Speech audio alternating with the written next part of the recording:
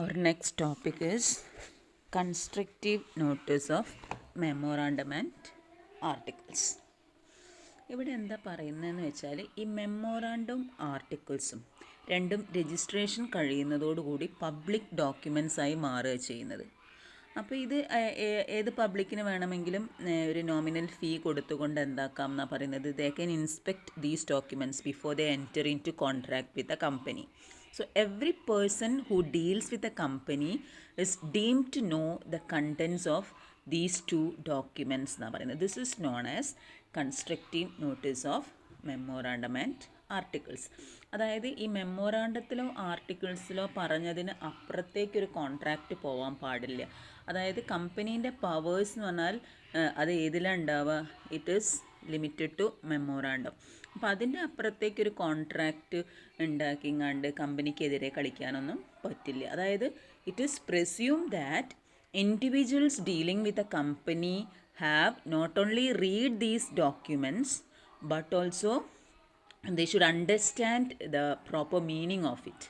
മനസ്സിലായല്ലോ? അപ്പം ഇത് എന്താണെന്നുള്ളത് വെറുതെ വായിച്ചാൽ മാത്രം പോരാ, കറക്റ്റ് മീനിങ്ങും കൂടെ മനസ്സിലാക്കിക്കൊണ്ട് വേണം കമ്പനിയുമായിട്ടുള്ള കോൺട്രാക്റ്റ് ഉണ്ടാക്കാൻ വേണ്ടിയിട്ട്. മനസ്സിലായല്ലോ? പിന്നെ എല്ലാം ഉണ്ടാക്കി കഴിഞ്ഞിട്ട് എന്താക്കുകയാണ്? If a person enters into a contract which is beyond the powers of the company, അങ്ങനെയാണെങ്കിൽ എന്താക്കാൻ പറ്റില്ല എന്നാണ് പറയുന്നത്. He cannot acquire any rights under the contract against the company എന്നാണ് പറയുന്നത്. മനസ്സിലായോ?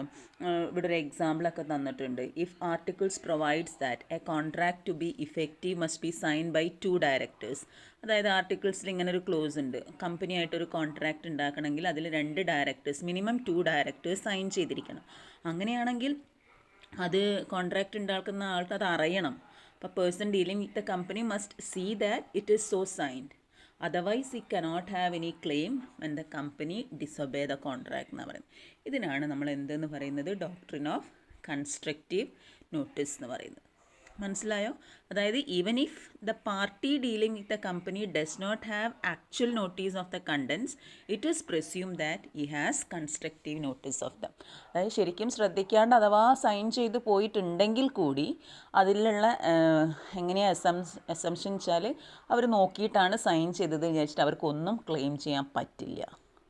മനസ്സിലായല്ലോ? കമ്പനി ഡിസൊബേ ചെയ്യുകയാണെങ്കിലോ അങ്ങനെയാണെങ്കിലൊന്നും അവർക്ക് വേറെ ഒന്നും ക്ലെയിം ചെയ്യാൻ പറ്റില്ല. കാരണം അത് അവരുടെ ഡ്യൂട്ടി ആയിരുന്നു എന്തെന്നുള്ളത് ഇതൊക്കെ നോക്കി മനസ്സിലാക്കി കോൺട്രാക്റ്റിൽ എൻറ്റർ ചെയ്യുക എന്നുള്ളത്.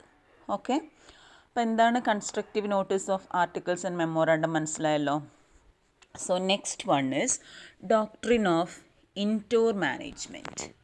ഡോക്ട്രിൻ ഓഫ് ഇൻറ്റോർ മാനേജ്മെൻറ്റിൽ എന്താ പറയുന്നതെന്ന് വെച്ചാൽ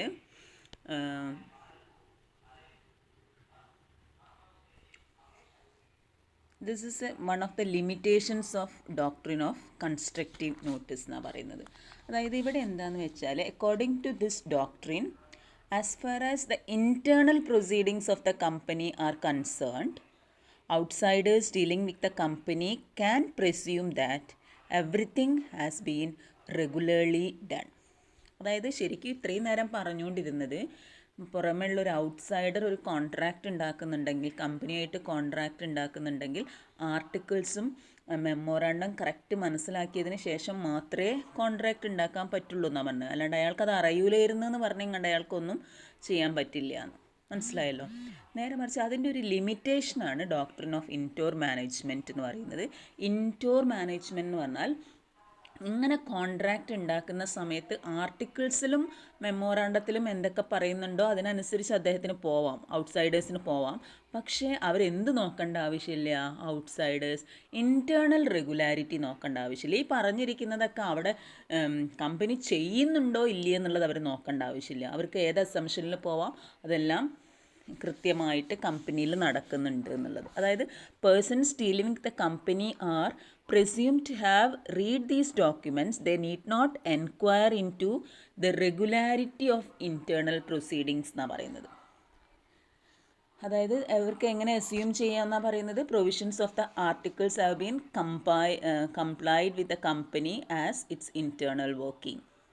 അപ്പം ഇങ്ങനെ എന്താ പറയുക, those principle which except the outsiders dealing with the company from enquiring into the regularity or otherwise with the company's internal proceedings is known as doctrine of indoor management.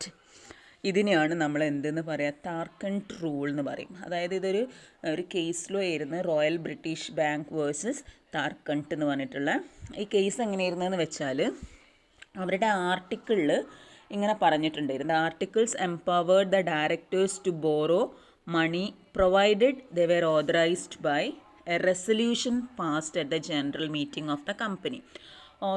ഈ ആർട്ടിക്കിൾസിൽ ഇങ്ങനെ ഉണ്ടായിരുന്നു, അവർക്ക് ബോറോ ചെയ്യുക, ഡയറക്ടേഴ്സിന് amount ഔട്ട്സൈഡേഴ്സിൻ്റെ അടുത്ത് നിന്ന് borrow ചെയ്യുക, provided അവരെന്ത് ചെയ്തിരിക്കണം എന്നുള്ളതാണ്, റെസൊല്യൂഷൻ പാസ്സാക്കണം. അതായത് ഷെയർ ഹോൾഡേഴ്സ് മീറ്റിംഗ് വിളിച്ചിട്ട് അതിൽ റെസൊല്യൂഷൻ പാസ്സാക്കിയതിന് ശേഷം ഡയറക്ടേഴ്സിന് എന്ത് ചെയ്യാം, ലോൺ വേണമെങ്കിൽ എടുക്കാം പുറമേന്ന്.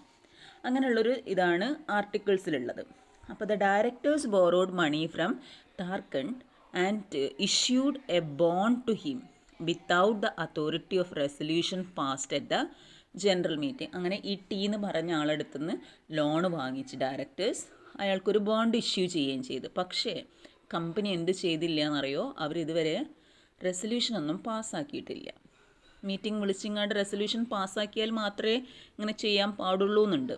പക്ഷെ അതവർ ചെയ്തില്ല. അത് ശരിക്കും എന്താണ്, ആര് ചെയ്യേണ്ടതാണ്, കമ്പനി ചെയ്യേണ്ടതാണ്. ഇൻറ്റേർണൽ ഇറഗുലാരിറ്റിയാണ് അവിടെ നടന്നിട്ടുള്ളത്.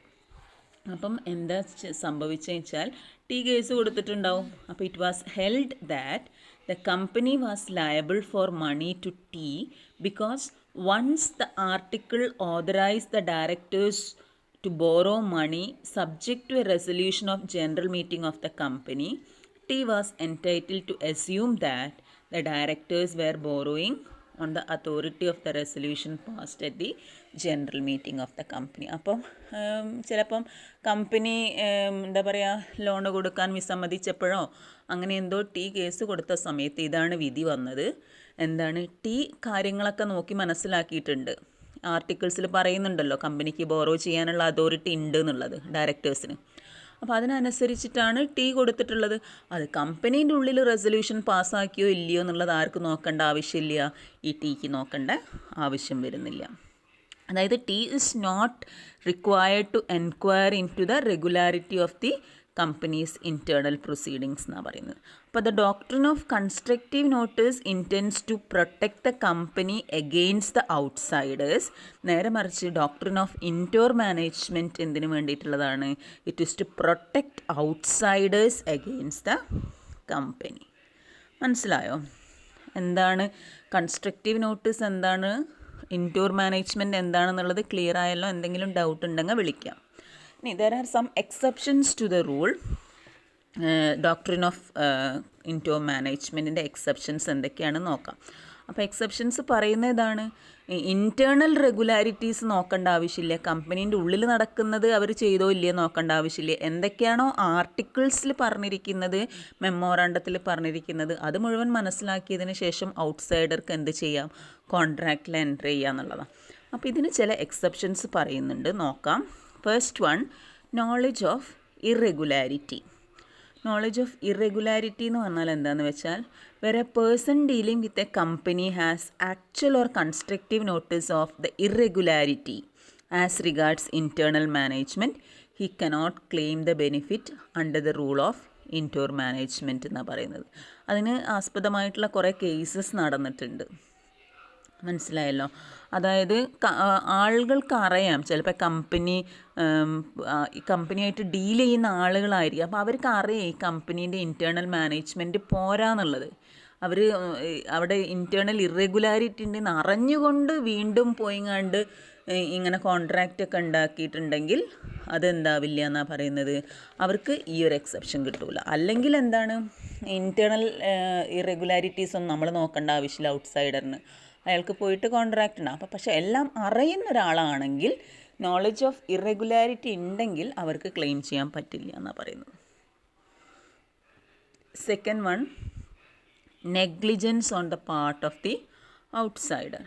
ഇവിടെ പറയുന്നത് എന്താണെന്ന് വെച്ചാൽ, where a person dealing with the company could discover the irregularity if he had made proper enquiries, he cannot claim the benefit of the rule indoor management എന്നാണ് പറയുന്നത്. This protection is not available where the circumstances surrounding the contract are so suspicious as to invite enquiry, and the outsider dealing with the company does not make proper enquiry. അതായത് ഈ irregularity ഒക്കെ കണ്ടുപിടിക്കാൻ പറ്റിയിട്ടുണ്ട് proper enquiry നടത്തിയിട്ട്. അങ്ങനെയാണെങ്കിൽ അവർക്കും എന്ത് ചെയ്യാൻ പറ്റൂല എന്നാണ് പറയുന്നത്, you cannot claim the benefit of this rule. Then third case ഫോർജറിയാണ് പറയുന്നത്. ഫോർജറി എന്ന് പറഞ്ഞിട്ടുണ്ടെങ്കിൽ എന്താണെന്ന് വെച്ചാൽ it may be noted here that the rule in Turquand case does not protect a person from where forgery is involve. അതായത് company cannot be held liable for forgeries committed by its officers. അതായത് എന്താ പറയുന്നത് വെച്ചാൽ